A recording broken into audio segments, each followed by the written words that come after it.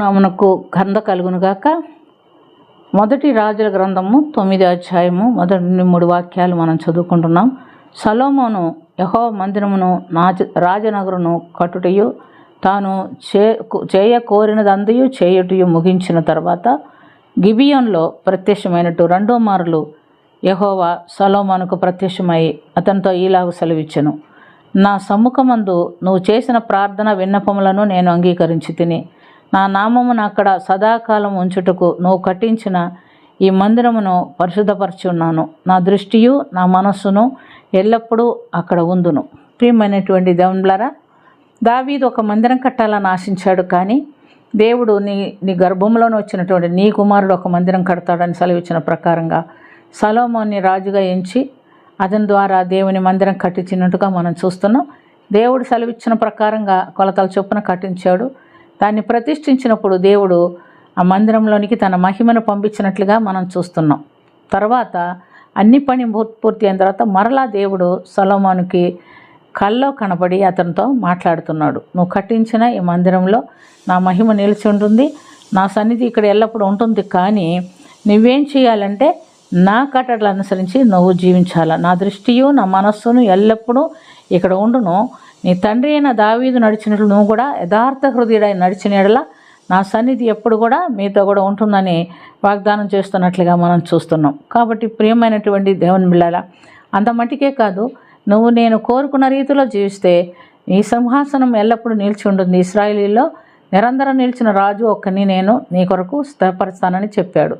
అది కేవలం యేసు ప్రభువును కూర్చున్నటువంటి వాగ్దానం అని మనం చూస్తున్నాం.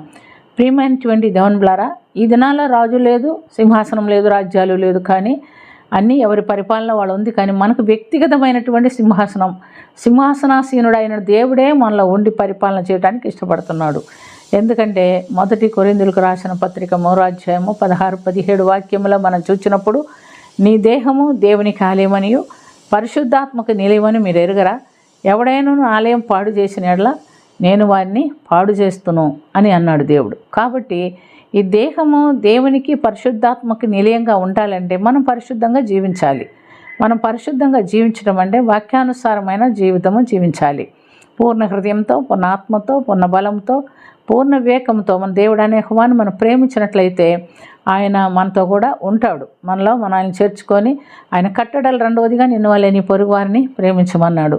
ఈ 2 ఆజ్ఞలు అనుసరించి మనం జీవించినప్పుడు మన ప్రభు మనతో కూడా ఉంటాడు. మన దేహం అనే దేవాలయంలో నివసిస్తాడు. నిత్యము పరిశుద్ధ జీవితం జీవించడానికి మనకు సహాయం చేస్తాడు. పరిశుద్ధుడైన దేవుడు మనతో కూడా ఉండి మనల్ని నడిపిస్తాడు. కాబట్టి నిత్య జీవంలో ప్రవేశించి వరేందమో ఈ వాగ్దానం మనలో స్థిరముగా నిలిచి ఉన్నట్లుగా ప్రియమైనటువంటి దేవుని ద్వారా ఈ దేహం అనే దేవాలయాన్ని దేవుని కొరకు ప్రతిష్ఠ చేసుకొని పరిశుద్ధ జీవితం మనం జీవిస్తూ నిత్యము ఆయనకు అంగీకారమైనటువంటి కట్టడంలో మనం కొనసాగునట్లుగా దేవుడు మనకు అందరికీ సహాయము చేయునుగాక. ఆమేన్. ప్రార్థన చేసుకుందాం. ప్రేమ కలిగిన తండ్రి, సొలొమోను కట్టించిన మందిరము ప్రతిష్ఠ చేసినప్పుడు నీ సన్నిధి అక్కడ ఉంచావు. అయితే ఈ దినము మా దేహం అనే దేవాలయంలో మీరు నిత్యము నివసించాలని కోరుకొని దీన్ని పరిశుద్ధపరచని కట్టడలు అనుసరించి మేము జీవించినప్పుడు మాతో కూడా ఉండి మమ్మల్ని నిత్య జీవనకు తీసుకెళ్ళటానికి మీరు ఇష్టపడుతున్నందుకు స్తోత్రం. పరిశుద్ధురా, మేము మార్గం తప్పిపోకుండా నీ వాక్యానుసారమైన జీవితం జీవిస్తూ నీ నిత్య జీవంలో ప్రవేశించినట్లుగా మీరు మాకును సహాయం చేయమని దీవించమని యేసుక్రీస్తు నామమున మిక్కిలి వినయంతో అడిగి వేడుకొనుచున్నాము తండ్రి. ఆమేన్.